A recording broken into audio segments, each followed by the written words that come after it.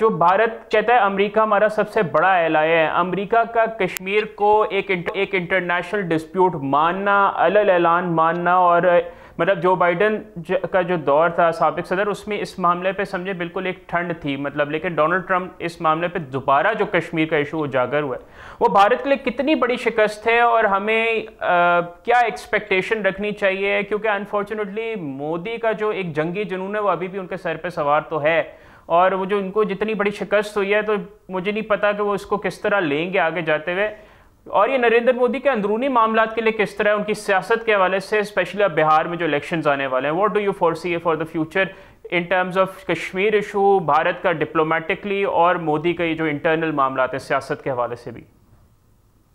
देखिए, आइंदा दिनों के लिए नरेंद्र मोदी को एक तो जो उनका कॉन्फिडेंस था वो खत्म हुआ है। हम्म। दूसरा बात जो है वो इंडिया ने, आप देखिए ना, 22 के बाद जो मोमेंटम बिल्ड किया, हम्म। फौज एयरफोर्स, पहले तो वो डिप्लोमेटिकली शिकस्त हुई उनको कि हम्म। दुनिया ने उनका केस माना ही नहीं। हम्म। लोग मानते ही नहीं थे कि इंडिया को हम फ्री हैंड देंगे, वो जो बिल्कुल। मर्जी करे।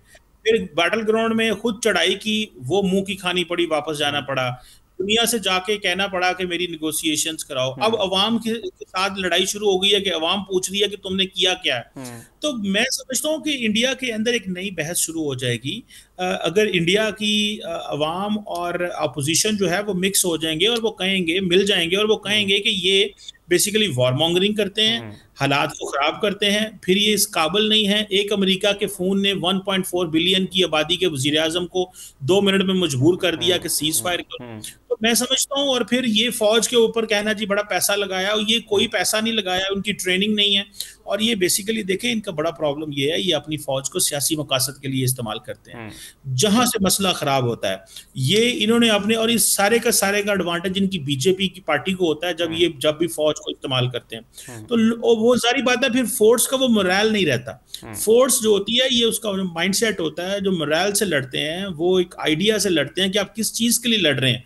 अगर तो आप आइडिया ऑफ इंडिया के लिए लड़ रहे हैं तो ठीक है, but if you are fighting for the idea of BJP and hmm. Idea of RSS, hmm. तो फिर तो सारी बात है। 1.4 बिलियन की मुल्क की फौज है, हर बंदा तो बीजेपी आरएसएस का फॉलोअर नहीं है। ऑब्वियसली। आई थिंक जी, that is an important thing. Absolutely. Commissioner साहब, आखिर में आपसे ये पूछना चाहूँगा, अभी आपने डिप्लोमेटिकली बात की, और अगर हम रीजन की भी बात करें, कल डीजीआईएसपीआर ने भी कहा कि इस खत्ते के लिए जंग जो है वो दैट इज़ अ वेरी, उन्होंने उसको कहा कि ये एक बहुत रिडिकुलस आइडिया, जंग का concept in this region afford नहीं कर सकता ये रीजन।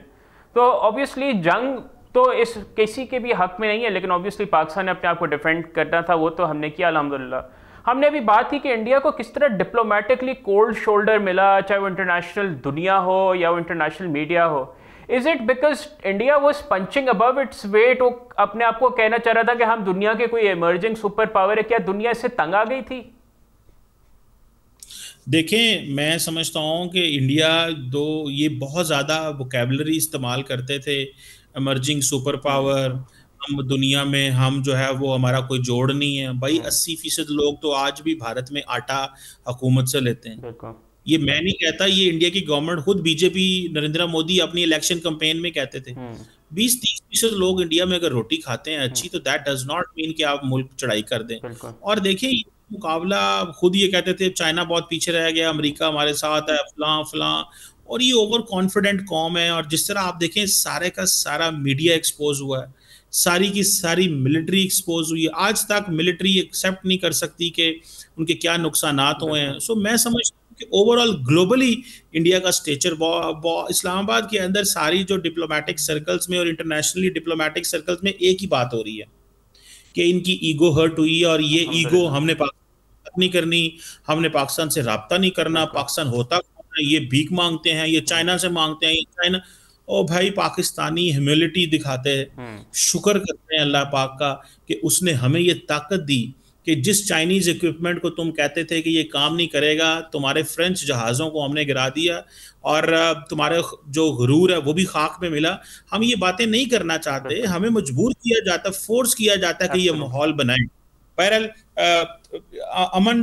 अमन जो है ना, उसमें सबकी जीत है। और एब्सोल्युटली। भारत की अवाम चाहिए कि नरेंद्र मोदी को प्रेशराइज करें और इनको प्रेशराइज करें और इनको कहें कि जिंगोइज्म बंद करके इंडिया का जो मुआशरा है उसको इस डायरेक्शन में ना लेके जाएं, वरना पाकिस्तान ने अपनी स्किल कैपेबिलिटी तो दिखा दी है। बिल्कुल जी, बहुत शुक्रिया डॉक्टर कमर चीमा साहब, आपने हमें ज्वाइन कर अपनी राय का इजहार किया। नाज़रीन, इस दुआ के साथ कि अल्लाह ताला हमारे मुल्क पाकिस्तान, इस खित्ते को, पूरी दुनिया को अमन का गहवारा बनाए।